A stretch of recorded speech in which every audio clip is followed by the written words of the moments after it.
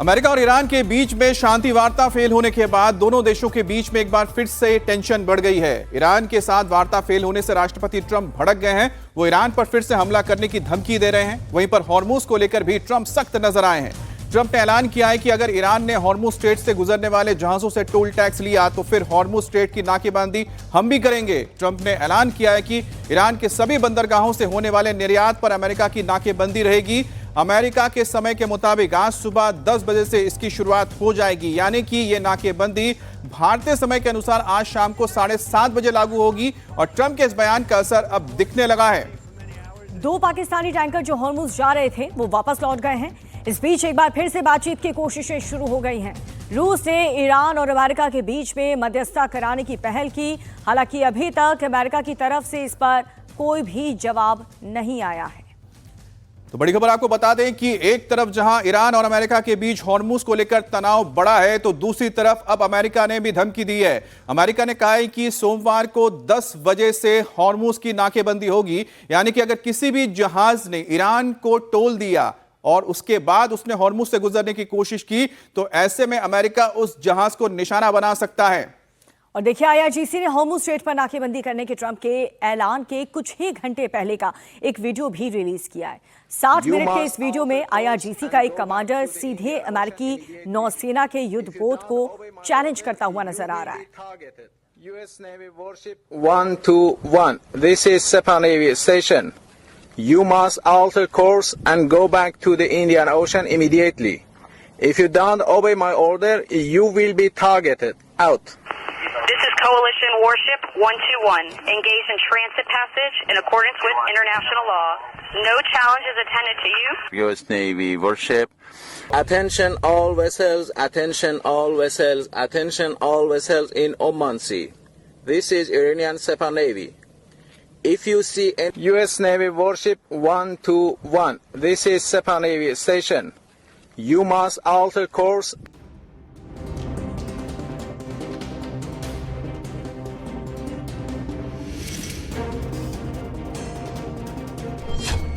इस्लामाबाद वार्ता फेल, अब होर्मुज पर कब्जे की जंग।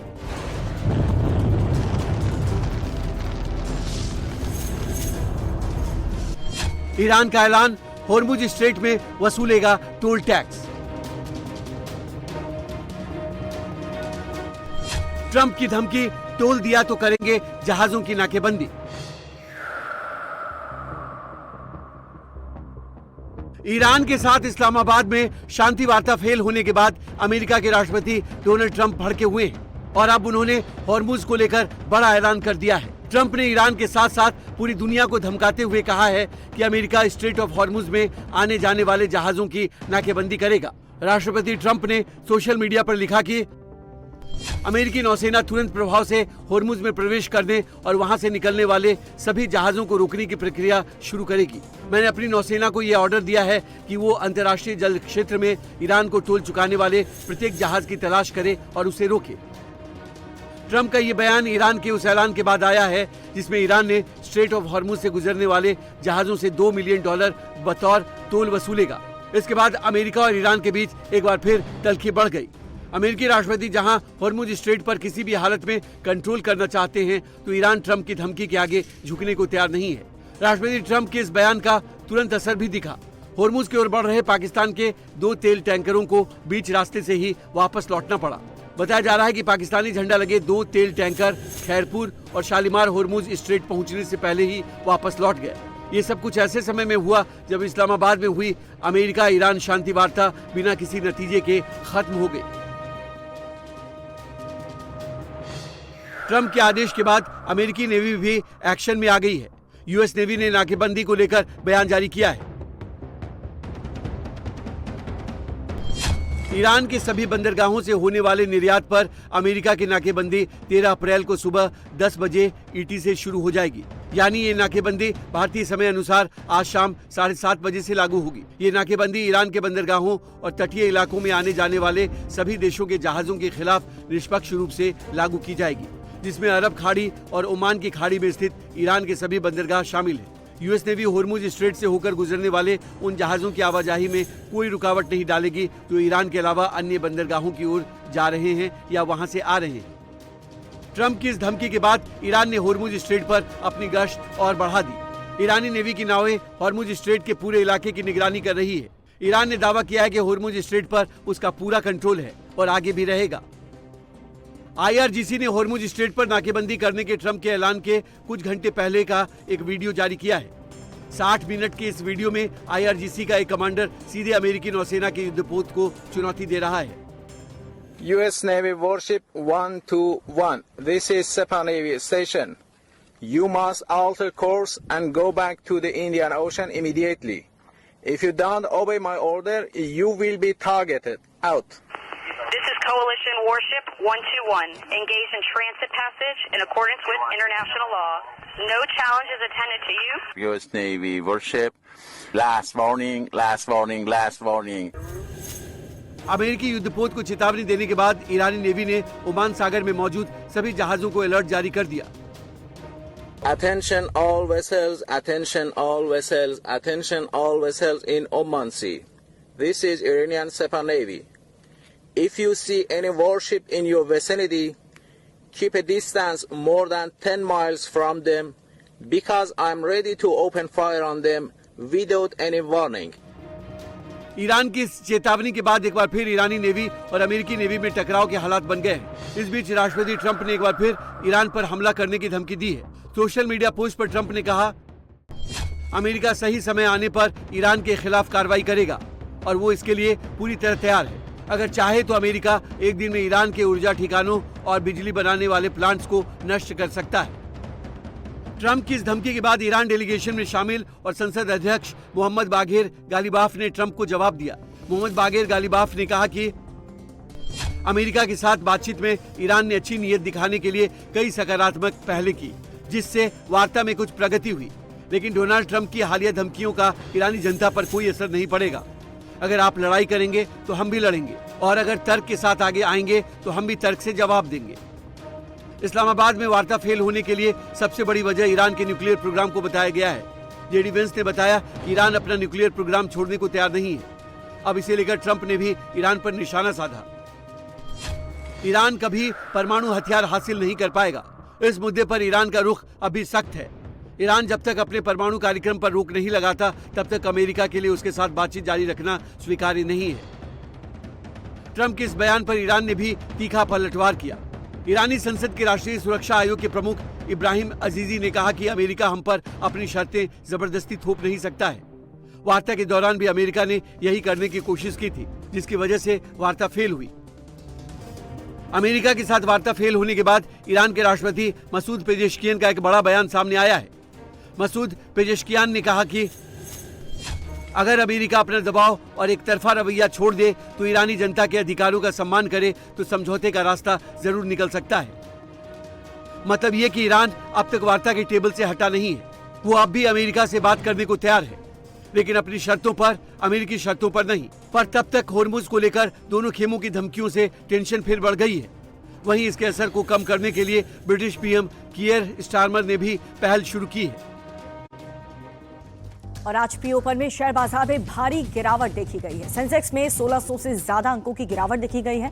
निफ्टी में भी करीब 500 अंकों की गिरावट दर्ज की गई है। जैसे ही बाजार खुला, प्री ओपन में शेयर बाजार में एक बहुत बड़ी गिरावट देखने को मिली है। सेंसेक्स में 1600 से ज्यादा अंकों की गिरावट, जबकि निफ्टी में भी करीब 500 अंकों की गिरावट देखी गई है। फिलहाल जो हालात युद्ध को लेकर के बने हुए हैं, टेंशन जैसी स्थिति है, उसका असर शेयर बाजार में भी जोरों शोरों से कई दिनों से देखने को मिल रहा है। और अमेरिका और ईरान के बीच जो ये तनाव बढ़ा है बातचीत फेल होने के बाद, उसका असर अब हॉर्मुज के स्ट्रेट पर पड़ेगा। बंदरगाहों की नाकेबंदी की घोषणा के बाद अंतर्राष्ट्रीय बाजार में कच्चे तेल की कीमतों में भारी उछाल देखने को मिला है। अमेरिकी कच्चे तेल की कीमत में 8% की बढ़ोतरी हुई है। अब ये 104.24 अमेरिकी डॉलर प्रति बैरल तक हुआ है।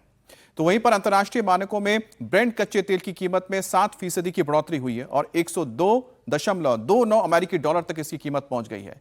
ईरान युद्ध के दौरान ब्रेंट कच्चे तेल की कीमतों में भारी उतार चढ़ाव आया है। जो फरवरी के अंत में युद्ध के पहले लगभग 70 अमेरिकी डॉलर प्रति बैरल हुआ करता था, वो कई बार बढ़कर 119 अमेरिकी डॉलर तक पहुंच गया है। हालांकि शुक्रवार को शांति वार्ता से पहले तक ब्रेंट की कीमत 95.20 अमेरिकी डॉलर प्रति बैरल हुआ करता था, लेकिन अब ये एक बार फिर से 100 के पार चला गया है। और इन सबके बीच राष्ट्रपति ट्रंप ने एक बार फिर से ईरान को धमकी दी है। ट्रंप ने कहा है कि ईरान की सेना पूरी तरह से खत्म हो चुकी है, वो अमेरिका का मुकाबला नहीं कर सकते, उन्होंने अपना वादा पूरा नहीं किया है और इसीलिए हम होर्मुज पर नाकेबंदी करने जा रहे हैं। Is in very bad shape. I think they're very desperate. We had a meeting that lasted 21 hours. We understand the situation better than anybody, and Iran's in very bad shape. And just so you understand, Iran will not have a nuclear weapon. Will not have. There is no way that they're going to get. They still want it, and they made that clear the other night. Iran will not have a nuclear weapon. I don't care if they come back or not. If they don't come back, I'm fine. Their military is gone. Their missiles are largely depleted. The manufacturing capability for missiles and drones is largely defeated. We've been very nice. We haven't ripped down too many bridges. We did one only because they broke their word. They broke their promise. And remember, their promise was that they were going to open the Hormuz Strait. They didn't do it. They lied. और होर्मुज में America की नाकेबंदी करने के ऐलान पर Britain ने Trump को एक बहुत बड़ा झटका दिया है। ब्रिटेन ने साफ कर दिया है कि वो अमेरिका की नाकेबंदी में शामिल नहीं होगा। इसके साथ ही ब्रिटेन ने कहा है कि होर्मुज स्ट्रेट में किसी भी तरह का टोल टैक्स नहीं लगाया जाना चाहिए। होर्मुज स्ट्रेट खोलने के लिए अमेरिका के साथ साथ ब्रिटेन ने भी कोशिशें तेज कर दी हैं और इसके लिए ब्रिटेन, फ्रांस और अन्य देशों के साथ मिलकर गठबंधन बना रहे हैं। और इसमें ज्यादातर वो देश शामिल हैं जिनके जहाज उस रूट से गुजरते हैं। ब्रिटेन की माइन हंटिंग प्रणालियां पिछले महीने से ही इस क्षेत्र में मौजूद हैं। तो होर्मुज खोलने में ब्रिटेन जुटा है, लेकिन ब्रिटेन का जो इस पूरे महायुद्ध में स्टैंड रहा है वो शुरुआती दौर से ही ट्रंप उसको लेकर के काफी ज्यादा नाराज रहे हैं। और अब एक बार फिर से देखिए, होर्मुज स्ट्रेट पर ईरान के टोल वसूलने के ऐलान पर ऑस्ट्रेलिया के पीएम एंथनी अल्बनीज ने कहा है कि होर्मुज स्ट्रेट खुलना चाहिए और साथ ही इससे सभी को मदद भी मिलेगी। अमेरिका ईरान के बीच से मामले का हल होना चाहिए। वहीं एंथनी अल्बनीज ने कहा है कि अमेरिका ने होर्मुज स्ट्रेट को ब्लॉक करने के लिए ऑस्ट्रेलिया से मदद नहीं मांगी है। The resumption of peace talks. We want to see an end to this conflict. It's having a devastating impact on the global economy, and the longer it goes, the bigger the impact will be and the longer the tail will be as well. And so we want to see an end to the conflict. We've made that very clear for some time. Wake up in the morning and there's usually some change in the circumstances in the Middle East. And what I want to see is to wake up in the morning and see that peace has broken out on a permanent basis, that we have de-escalation, that we have an end to civilian loss of life, we have an end to loss of civilian infrastructure, and that importantly the Strait of Hormuz is about to be opened with freedom of navigation. That's what I want to see, and that's what Australians want to see, and that's what global citizens want to see as well, because this global conflict on the other side of the world is having an impact here, and it's having an impact right around the world. और पाकिस्तान में US Iran वार्ता विफल होने के बाद से नाराज राष्ट्रपति ट्रंप ने अब पोप पर निशाना साधा है। ट्रंप ने पोप लियो बेंट को बेहद ही कमजोर और उदारवादी बताते हुए कहा है कि पोप लियो का प्रशंसक नहीं हूं।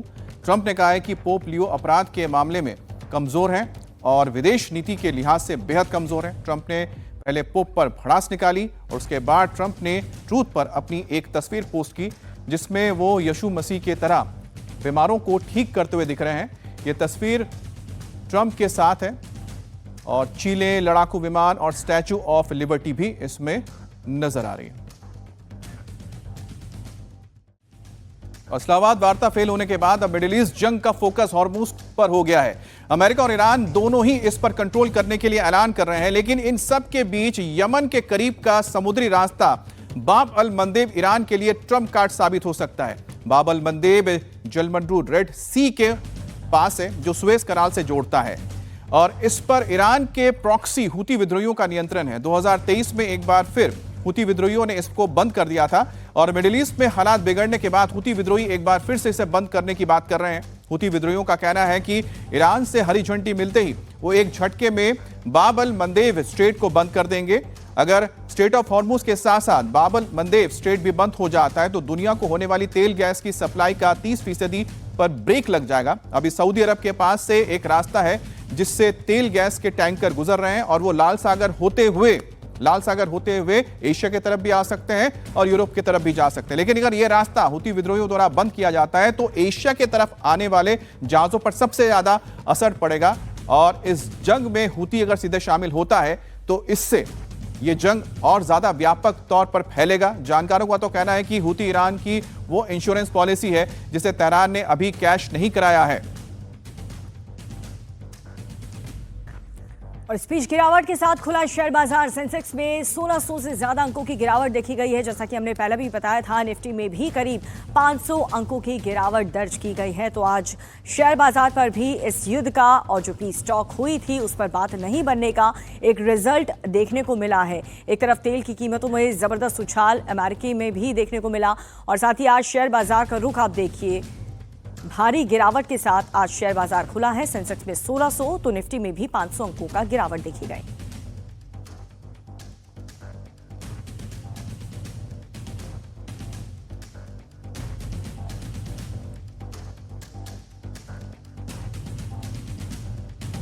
और ईरान को चीन की तरफ से मदद मिलने की खबर सामने आने के बाद अमेरिकी राष्ट्रपति डोनाल्ड ट्रंप ने चीन को चेतावनी दी है। ट्रंप ने कहा है कि अगर चीन ईरान की मदद करता है तो अमेरिका उस पर भारी टैक्स लगाएगा। इसके साथ ही ट्रंप ने कहा है कि अगर चीन ईरान को सैन्य मदद देता हुआ पकड़ा गया तो उस पर 50% टैरिफ भी लगाया जा सकता है। दावा तो किया जा रहा है कि चीन ईरान को कंधे से दागी जाने वाली पोर्टेबल शहद से हवा में मार करने वाली मैन पोर्टेबल मिसाइलें दे रहा है, जिसके जरिए आप जमीन से कम ऊंचाई पर उड़ान भरने वाले हेलीकॉप्टर्स, ड्रोन्स या फिर किसी एयरक्राफ्ट को मार गिरा सकते हैं।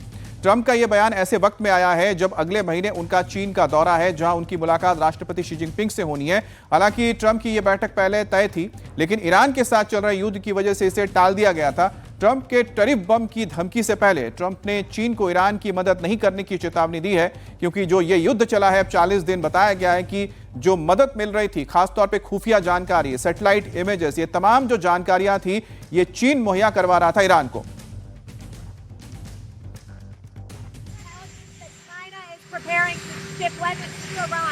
Well, if China does that, China's going to have big problems, okay? और इस्लामाबाद में अमेरिका और ईरान के बीच में शांति वार्ता फेल होने के बाद से अब रूस के राष्ट्रपति व्लादिमीर पुतिन ने ईरान और अमेरिका के बीच मध्यस्थता की पेशकश की है। इसके लिए रूसी राष्ट्रपति पुतिन ने ईरान के राष्ट्रपति मसूद पेज़ेश्कियान से फोन पर बात की। इस बातचीत में पुतिन ने साफ कह दिया कि रूस इस पूरे इलाके में शांति स्थापित करने के प्रयासों में मदद करने के लिए तैयार है। रूस ये चाहता है कि बातचीत के जरिए इस संकट का समाधान निकले और पूरे क्षेत्र में एक तरीके से स्थिरता आए।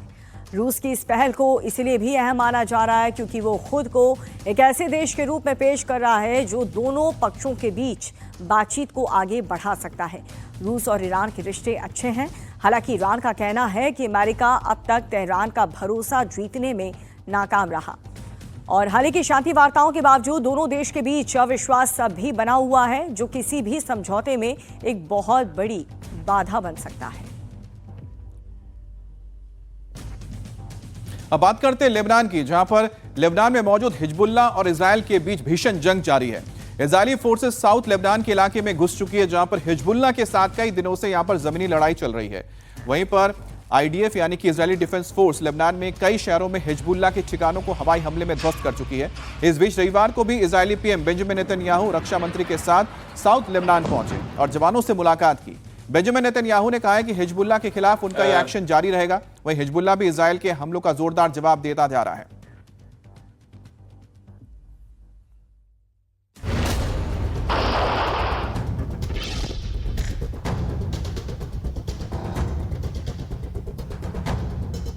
अमेरिका और ईरान के बीच वार्ता फेल होने के बावजूद अभी 2 हफ्ते का सीज फायर लागू दिख रहा है, लेकिन इजराइल का लेबनान में हमला और हिजबुल्लाह का जवाबी हमला थम नहीं रहा।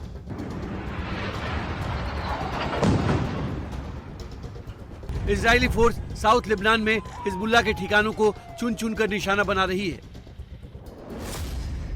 लेबनान पर इजराइल के हमले की ये सबसे लेटेस्ट तस्वीरें हैं। इजराइल लेबनान में हिजबुल्लाह के बुनियादी ढांचे को मिट्टी में मिलाने में लगा है। साथ ही आईडीएफ लेबनान के अलग अलग शहरों में भी हिजबुल्लाह के ठिकानों को तबाह कर रही है, चाहे वो रिहायशी इलाके में ही क्यों ना हो। रविवार को इजराइल ने साउथ लेबनान में हिजबुल्लाह के बुनियादी ढांचे पर जबरदस्त प्रहार किया। आईडीएफ ने एयर स्ट्राइक करके हिजबुल्लाह के 1 दर्जन से ज्यादा ठिकानों को उड़ा दिया। यह हमला इतना जबरदस्त था कि हमले के बाद आसमान में धुएं का गुबार छा गया। इजराइल के हमलों के बाद लेबनान का शरीफा शहर मलबे का ढेर बन गया। शहर के एक बड़े हिस्से की कई इमारतें पूरी तरह तबाह हो गई। सड़कों पर मलबा बिखर गया। हिजबुल्लाह के लड़ाके भी इजरायली हमलों का जवाब देने में देर नहीं कर रहे। दक्षिणी लेबनान में इजरायली सैनिकों को निशाना बनाकर हिजबुल्लाह ने क्लस्टर ड्रोन्स का अटैक किया। इस हमले में इजरायली सेना को काफी नुकसान का दावा किया जा रहा है। हिजबुल्लाह का कहना है कि जब तक अमेरिका और इजराइल के हमले नहीं रुकेंगे तब तक इस तरह का पलटवार जारी रहेगा। इसी बीच इजराइल के प्रधानमंत्री बेंजामिन नेतन्याहू और रक्षा मंत्री कार्ज रविवार को अचानक दक्षिणी लेबनान पहुंच गए। दोनों ने इजरायली सैनिकों से मुलाकात की, उनका हौसला बढ़ाया। इस दौरान रक्षा मंत्री कार्ज ने कहा कि साउथ लेबनान के लोग लिटानी नदी के दक्षिण में कभी नहीं लौटेंगे। इजराइल का टारगेट हिजबुल्लाह को निहत्था करना है।